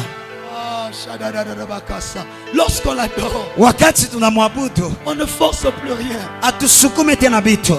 Il y a 2 jours, Kuna masiko je suis entré dans ma chambre pour prier. niliingia ndani ya chumba yangu cha kuomba. J'avais tellement de sujets de prière. Nilikuwa na mada nyingi ya maombi. L'erreur que j'ai commise, j'ai commencé à adorer. Kosa ambayo nilifanya nikaanza kuabudu. Quand j'ai commencé à adorer, j'ai oublié que j'avais des sujets de prière. Wakati nilianza abudu nikasabu kama nilikuwa na À un mada moment, j'ai dit, maombi. bon, j'arrête d'abord d'adorer. Wakati mwana nikasema niache kwa Je kuabudu. commence d'abord à intercéder. Nianze kwanza kuombea watu. Et je me rends compte que l'intercession n'avait pas de goût. Na nikagundua kama hiyo maombezi haikuwa na Et oncho. que je perdais le temps. Na nilikuwa napoteza Parce que wakati. celui que j'adore a la réponse à mes intercessions. Kwa jula ambaye mimi naabudu iko na majibu kwa maombezi yangu. J'ai dit, arrêtez de moi d'abord ces choses. Nikasema mniachie kwanza hiyo mambo. Je veux juste l'adorer. Ndamwabudu Et tu. parfois, avant de l'adorer, Na wakati mwa mbele ya kumwabudu, parce que moi, je ne suis pas comme toi. kwa juu mimi siko kama we. Désolé de le dire. Nasumbuka Toi, kuambia. quand tu adores, tu prends les phrases auxquelles tu es habitué. Wewe wakati unaabudu nakamata hiyo msemo ambao nazoea. Moi, parfois, quand j'adore, je dis d'abord à Dieu, Seigneur, Mimi wakati naabudu naambia kwanza Mungu Bwana, révèle-toi à moi pendant ces minutes nioneshe katika dakika chache. pour que je t'adore selon l'adoration d'aujourd'hui. Kwa juu ni kuabudu kulingana na maabudu ya leo. Donne-moi les mots qu'il s'agit. Nipatie mada ambayo Donne-moi les inabidi. mots qu'il me faut. Nipatie mada ambayo inanibidi. Parfois, ça me vient en lingala et j'adore en lingala. Wakati mwana nikia katika Lingala na Parfois, ça me vient en français, j'adore en français. wakati mwana kia kwenye Kifaransa na abudu. Parfois, je me surprends en train de dire 2-3 phrases en swahili. Wakati mwana jishituka niko sema msema mbili Parce tatu que dans katika Kiswahili. l'adoration, Katika je maabudu. n'ai pas le temps de réfléchir au Sina comment wakati ya composer kuwaza. une français de grammaire. Namna gani kufanya grammaire ya Kifaransa. Non, je dis ce que je vois devant mes yeux. Nasema yale ambayo naona.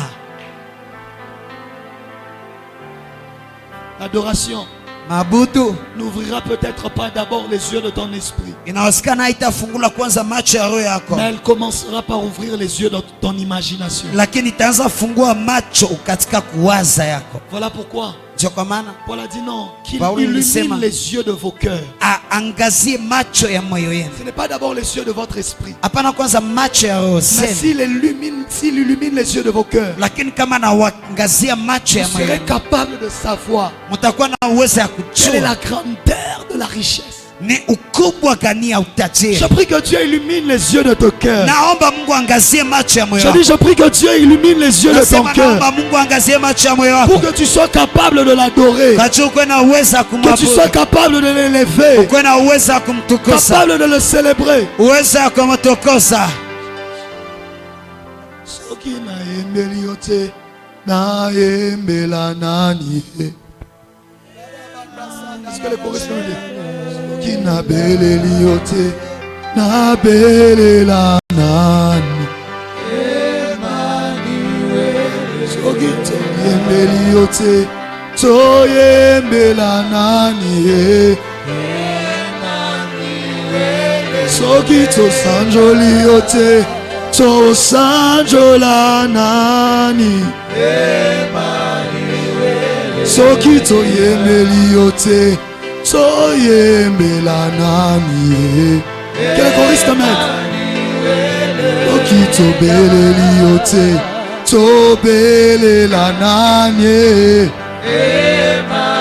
Oh, soki nayembeli yo te, nayembela nani?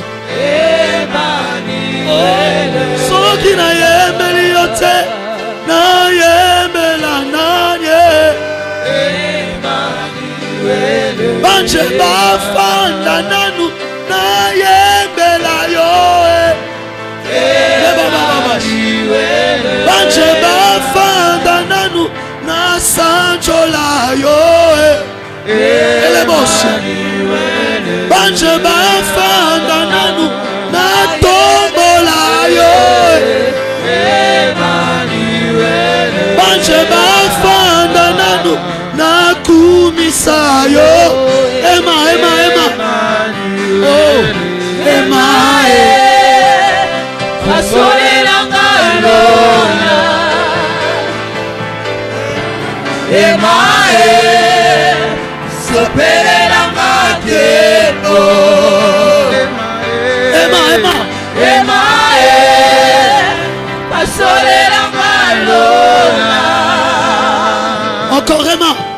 Emae, sopelelanga nkembo. Emae, Emae, fasolelanga lola. Oh, Emae, sopelelanga nkembo. Oh, Emae. Emae, Pasolelanga. fasolelanga lola. Ole basha la baya bledos.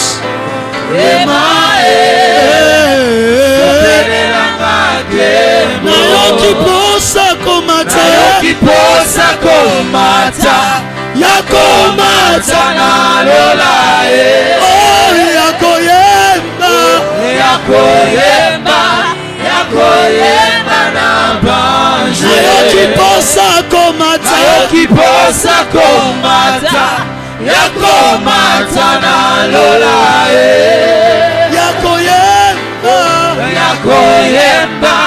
Yakoyemba na Nayoki banjo. posa ematina motema na ngo. Posa komata. Yakomata na lola e. Natikana mikoteya nayemba. Yakoyemba na banjo. Emae, fasolelanga lola.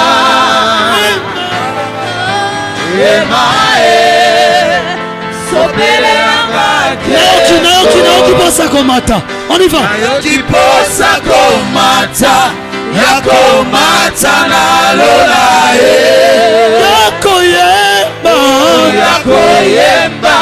Yakoyemba na natika koteya natika koprofeta. fasolelanga lola.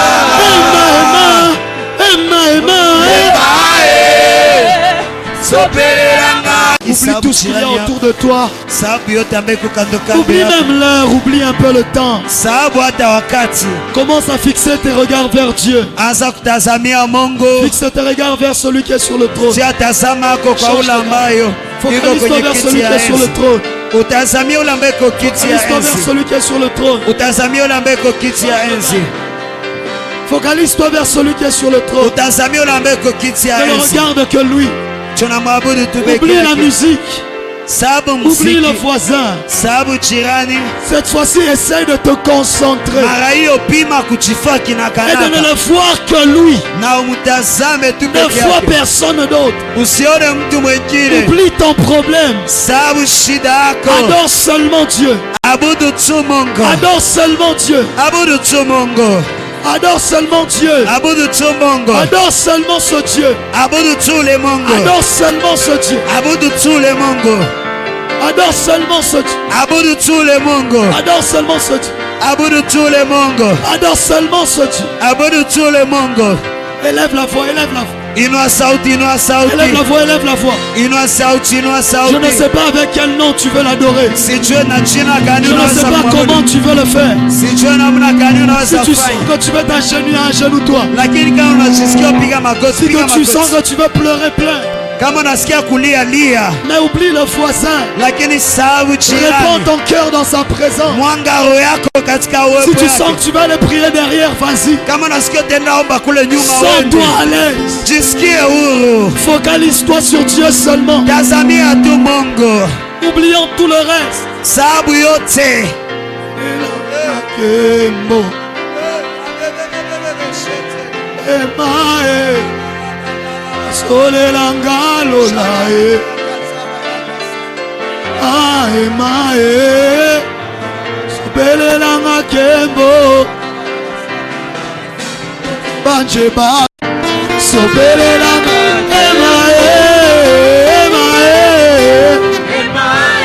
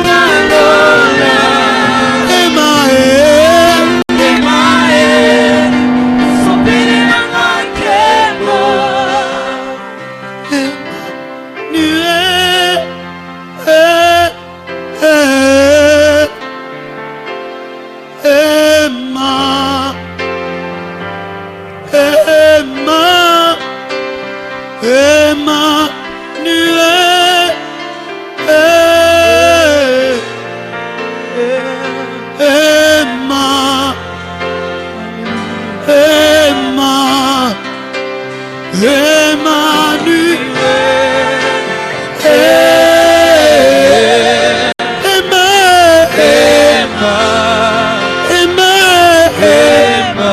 Emmanuel,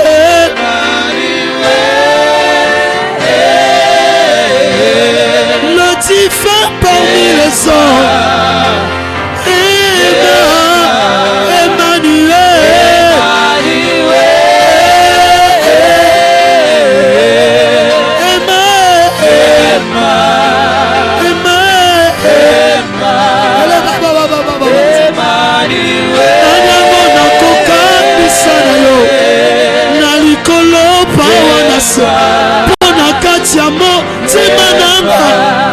Je ne connais qu'un seul amour. Sambo yantima komi kaba, komi pesa mobima. Mokonjo yako kaka nyoso, yoza nyoso motuya. Nanyango nakoka nisana yo, nalikolo pawanase. Pona katiamo timananga. Je ne connais qu'un seul amour. Sambo yantima komi kaba, komi pesa mobima. Mokonjo yako Nyonso, yoza nyoso motuya.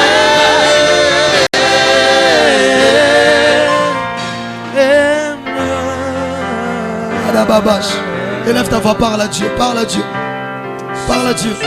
Parle à Dieu, parle à Dieu. Parle à Dieu. J'aimerais t'entendre élever ta voix. Je ne suis pas ton modérateur ce soir. Je ne suis pas ton modérateur ce soir. Sois toi-même ton propre modérateur. Sois toi-même ton propre modérateur. Adore-le de ta propre façon. Adore-le de la manière dont tu le désires. Adore-le de la manière dont tu le veux.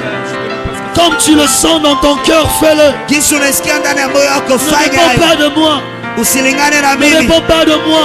C'est entre toi et Dieu. Nanyango nakoka nisanayo, nalikolo pawanase. Pona katiamo temananga. Je ne connais qu'un seul amour. Sambo yantimako. Komi pesa mobimba. Mokonjo yako kana nyonso, yoza nyonso motuya. Nanyango nakoka nisana yo, nalikolo pawanase. Pona katia motima nanga. Je ne connais qu'un seul amour.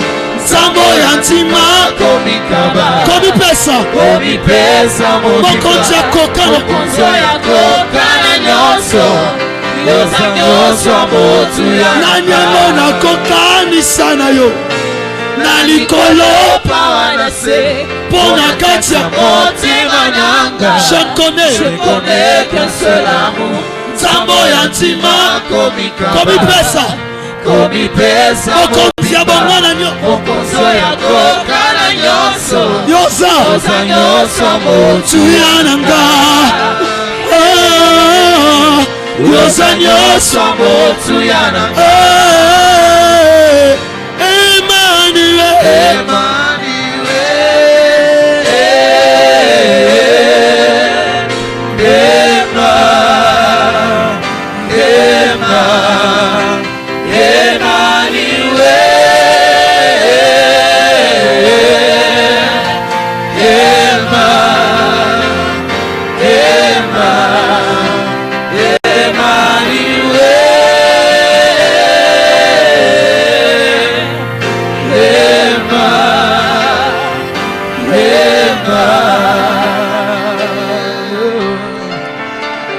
adore Dieu, adore Dieu. La musique va juste continuer, toi adore Dieu.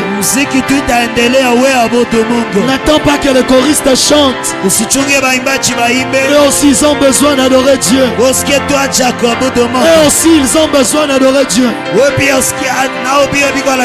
Alors n'attends pas qu'ils chantent.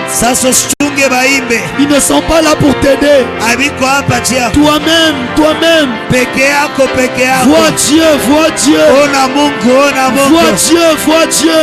ona Mungu Vois Dieu. ona Mungu Vois Dieu. ona Mungu Vois Dieu. ona Mungu Vois Dieu, adore-le. abudu Mungu mtasabe. Il n'y a personne qui nous sauve. Hakuna mtu ambaye Il n'y a personne qui nous aide. ambaye mtu mwingine anatupenda. Personne n'est comme lui. Hakuna aliye kama Personne n'est yeye. semblable à lui. Hakuna anafanana Il naye. n'a personne aux côtés de lui. Mema ndani yake. Il n'a pas d'adjoint. Ana mtu ambaye anamfuata. Nul n'est comparable à lui. Hakuna aliye kama na yeye. Il n'a pas de conseiller. Ana mtu ambaye anamshauri. Il est son propre conseiller. Yeye pekee ni mshauri Il wake. n'a pas de conseiller. Ana mshauri. Il est son propre Ni conseiller. mshauri wake La pekee. Bible l'appelle Yahweh Adonai. Anaitwa Yahweh Adonai. Le Dieu souverain. Mungu souverain. Avant de prendre une décision, Mbele ya kukamata wakili il ne demande pas aux gens. aulizake Il batu. prend lui-même la décision. Anakamata pekee Il wasi. pose son autorité. Anakamata kwa mamlaka Son yake. trône est un trône d'autorité. Kiti yake ni kiti ya Son mamlaka. trône est bâti sur l'équité. Kiti yake inajenga katika Nul usawa. n'est comparable à lui. Hakuna aliye kama na yeye. Fixe tes yeux vers ce Dieu. Tazamia macho yako kwa Le ule Dieu Mungu. qui a gardé tes enfants. Mungu ambaye alichunga watoto Le Dieu yako. qui t'a sauvé. Mungu ambaye alikuokoa. Le Dieu qui t'a aimé. Mungu ambaye Le alikupenda. Dieu qui t'a changé. Mungu ambaye alikubadilisha. Fixe ton regard vers l'Adonai. Adonai. L'Adonai. Adonai. L'Adonai. Adonai. L'Adonai. Elolam. L'Adonai. Elolam.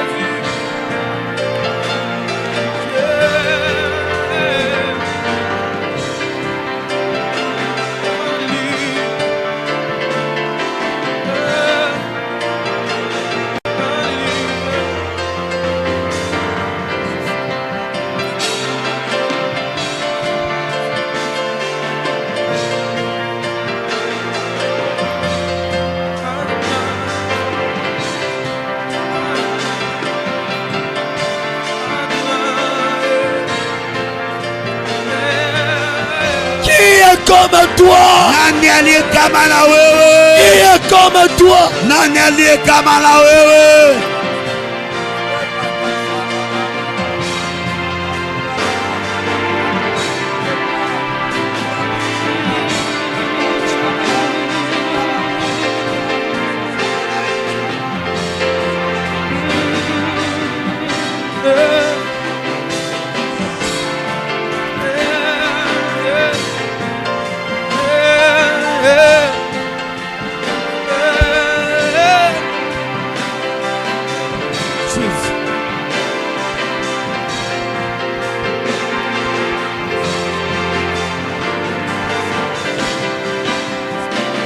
Hallelujah. Hallelujah. Hallelujah. Hey.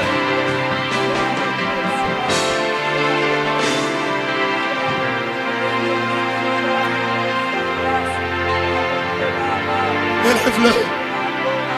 Adore Dieu. Abudu Mungu. N'attends pas une prophétie. Usishunge unabii. Il a toutes les prophéties que tu attends. Toi, Iko na adore-le. maunabii yote ambayo unachunga. Adore-le seulement. Umwabudu tu. Adore-le seulement. Umwabudu tu. Adore-le seulement. Umwabudu tu. In the presence of angel. Adore-le seulement. Umwabudu tu. Adore-le seulement. Umwabudu tu. Adore-le seulement. umwabudu tu, Adore-le seulement. umwabudu tu, Adore-le seulement. umwabudu tu. Nul n'est semblable à l'Adonai. Hakuna mwanayefanana na Adonai. Aucun n'est semblable à sa gloire. Hakuna ambaye anafanana na utukufu Il yake. est revêtu de splendeur comme d'un vêtement. Ni ambaye anakuwa na utukufu kama vile vazi. La Bible dit qu'il a une ceinture d'or à la poitrine. Biblia inasema anakuwa na hiyo mkaba ya dhahabu Il est kwenye le Dieu kifua. unique et le Dieu vrai. Ni ule Mungu pekee, Mungu wa Il n'y ukweli. a point d'autre Dieu à part lui. Hakuna Mungu mwingine kabada Au milieu yake. des rois, il est le roi des rois. Ni mfalme wa mafalme. Dans la forêt, il est le lion de la tribu de Katika Juda. pori iko simba kabila ya Yuda. Nul n'est comme lui. Nani aliye kama na Nul yeye? n'est comme lui. Hakuna aliye kama na Nul yeye. n'est comme lui. Hakuna aliye kama Il na a dit, je yeye. suis le pain. Anasema niko mkate, Je suis le pain niko mkate qui est descendu du ciel. ambaye ilishuka kutoka mbingu. Hey! Eh! Adore ce Dieu, adore ce Dieu. Abudule Mungu, abudule Adore Mungu, ce Jésus. abudule Yesu. La Bible me dit que les hommes ont regardé. Biblia inaniambia wanadamu Ils ont balitazama, dit, il fait tout à merveille. walisema anafanya yote Ils ont vizuri. dit, qui est cet homme Walisema ni nani huyo qui moto fait tout à merveille? ambaye anafanya Qui est yote cet vizuri? homme Ni nani huyo qui moto fait tout parfaitement? ambaye anafanya mambo yote Il vizuri? était lui-même au commencement. Alikuwa peke yake Il mwanzo, n'avait pas de voisin. akuwa Il bajirani, était lui-même seul. alikuwa peke Et yake, il a dit que la lumière soit. na alisema mwanga ikuwe. Il est le Dieu qui a caché son autorité dans sa Yeye parole. pekee ambaye alifuchika mamlaka yake Il ndani est ya le Dieu neno. qui a choisi de mettre son autorité dans sa Ni ambaye parole. alichagua kutia mamlaka yake ndani ya Il est neno. le Dieu qui a choisi la Ni justice. Mungu ambaye alichagua usawa Et il a fait de la justice le socle de son règne. na alifanya hiyo usawa msingi ya utawala Il yake. pouvait être un Dieu injuste. Angelikuwa Il pouvait être un Dieu injuste. angeweza kuwa mtu wa kukosa Mais il haki, a choisi d'être un Dieu de lakini justice. akachagua kuwa Mungu wa haki. Il pouvait être un Dieu qui faisait ce qu'il voulait. Angeweza kuwa Mungu ambaye anafanya Personne ne kama pouvait anapenda. l'interdire. Hakuna Parce que mwangelimkataza personne n'a son pouvoir. kwa jua hakuna mweko na Mais mamlaka yake. pourtant, Na japo il hilo a choisi d'être le Dieu de grâce. alichagua kuwa Mungu wa Il a neema, choisi d'être le Dieu de grâce. alichagua kuwa Mungu wa neema, Il a choisi d'être le Dieu de grâce. akachagua kuwa Mungu wa Il neema, a choisi d'être le Dieu de justice. akachagua kuwa Mungu wa haki, Le Dieu d'amour. Mungu wa upendo. Et lui-même est amour. Na niko mpendo, Comment ne pas célébrer namna gani kutoka celui qui mtukuza me lève chaque matin? ule ambaye ananilamusha kila Je asubuhi. parle à quelqu'un ce soir. Nasema kwa mtumaji Comment yule ne leo, pas adorer namna gani kutoka celui qui me donne le souffle sans que je ne sache comment ça vient? ule ambaye ananipatia pumzi bila kujua namna Je gani. me réveille le matin, j'ai déjà le souffle. Nalamka asubuhi nishakuwa na Je ne pumzi. sais pas comment. Sijue namna Je gani, ne sais pas comment expliquer. sijue namna gani kufasiria. Il est Dieu. Ni Mungu, Il est Dieu. ni Mungu. Il n'est pas une idole. Hakuna miungu Il n'est ingine, pas une statuette. haiko sanamu. Il est Dieu. Iko Mungu, Le Dieu invisible. Mungu Le asiyeonekana, Dieu inaccessible. Mungu asiyefikiria, Le Dieu inaccessible. Mungu asiyefikiriwa. Il habite des ténèbres inaccessibles. Anaketi katika giza isiyofikiriwa. Nul ne l'a déjà vu. Hakuna aliyeshamuona.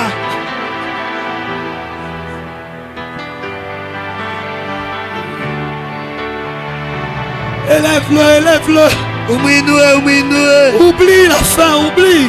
Sababu njaa, Oublie un peu le reste, oublie la faim. sababu Oh, on mwisho. doit finir le culte, oublie d'abord. Oh, tutamaliza ibada. Sababu Adore-le kwanza. simplement, adore-le Abudu simplement. yetu, abudu Adore-le yetu, simplement. abudu Tu ne yetu. sais pas ce que ton adoration, Aujue yale katika maabudu elle peut t'amener devant Dieu. inaweza kuleta mbele ya Mungu. J'aimerais que tu adores jusqu'à arriver devant lui. Napenda uabudu mpaka ufike mbele zake.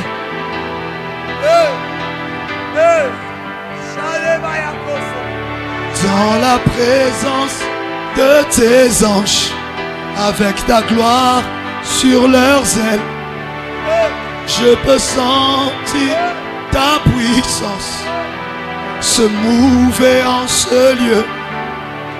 Seigneur, c'est l'atmosphère de ta gloire. Papa, c'est l'atmosphère de ta grâce. Je peux sentir ta puissance se mouver en ce lieu. This is the realm of your glory. This is the realm of your grace. I can feel your mighty power.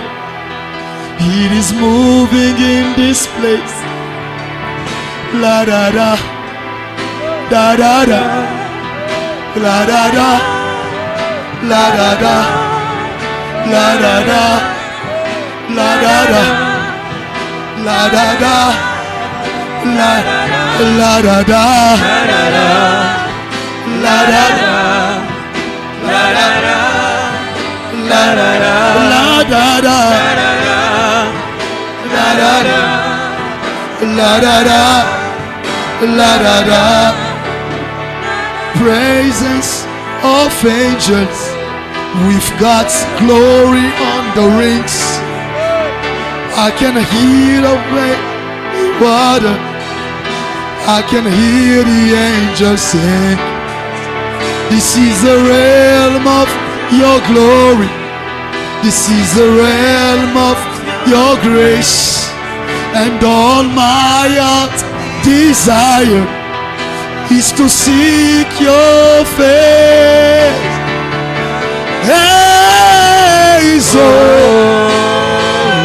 I want your glory. You are holy, holy, holy,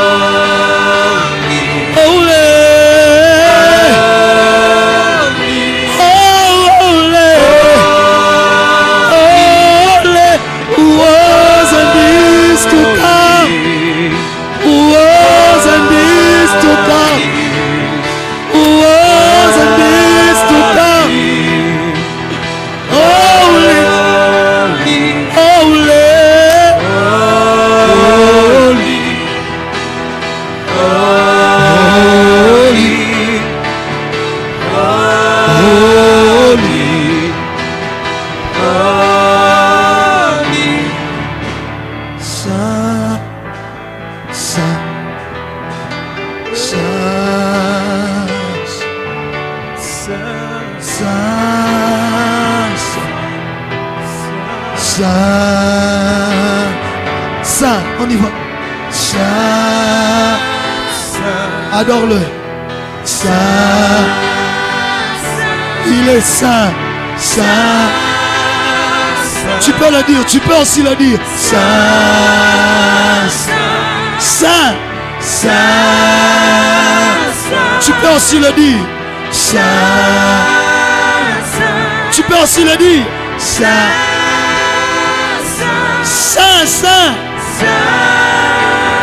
Ne te déconcentre pas. Focalise-toi sur Dieu. Tes yeux sont en train de s'ouvrir déjà. Ne te déconcentre pas. Focalise-toi sur lui. Saint, saint, saint, saint, Adonai, tu es saint. Elohim, tu es saint. El Shaddai, tu es saint. Jireh, tu es saint. El Elyon, tu es saint. Sabaoth, tu es saint. Adonai, tu es saint. Elohim, tu es saint. Sabaoth, tu es saint. Jireh, tu es saint. Nora, tu es saint. Titkenu, tu es saint. Mekadishkem,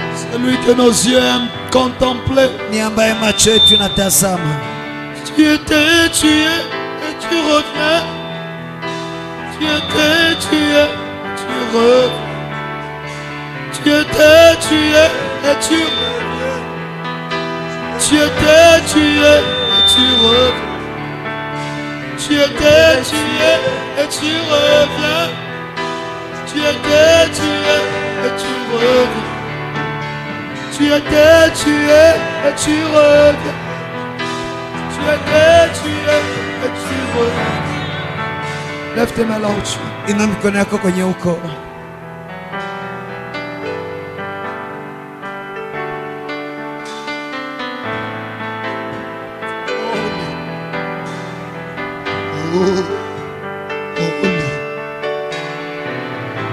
Oh. Oh. You are old. Oh. Yosa Mosa. Mosa. Mosa. Mosa. Père, Baba, ma prière ce soir pour ce peuple, maombi yangu jioni ya leo juu ya hii taifa, c'est qu'ils te connaissent toi et toi seul. bapate kujua we na peke yako. Je refuse que ce peuple me connaisse. Nakataa hii taifa inijue. Je prie qu'ils te connaissent toi. Naomba bakujue peke yako. C'est toi qui as donné ta vie pour Ni eux. wewe ndio ulipana maisha yako kwa ajili yao. C'est toi qui les as changés. Ni wewe ndio ulibadilisha. C'est toi qui exauces les prières. Ni wewe unajibu maombi yao. Je refuse que ce peuple ne me regarde que moi. Nakataa hii taifa initazame mimi. Mais je prie que ce peuple te connaisse. Lakini naomba hii taifa ipate Ma kujua. prière ce soir, Maombi yangu jioni ya leo. révèle-toi à quelqu'un avant cette nuit. Jionekanishe kwa mtu mmoja mbele ya usiku. Avant la fin de cette nuit, Mbele ya mwisho ya usiku. révèle-toi à quelqu'un. Ujionekanishe kwa mtu mmoja. Apparais à quelqu'un Chomokia mtu mmoja. afin qu'il te voie Kwa jua apate kuona tel que tu es. Baba kama uko. Tel que tu es. Gisi uko. Tel que tu es. Gisi ulivyo. Tel que tu es. Gisi ulivyo. Tel que tu es. Gisi ulivyo.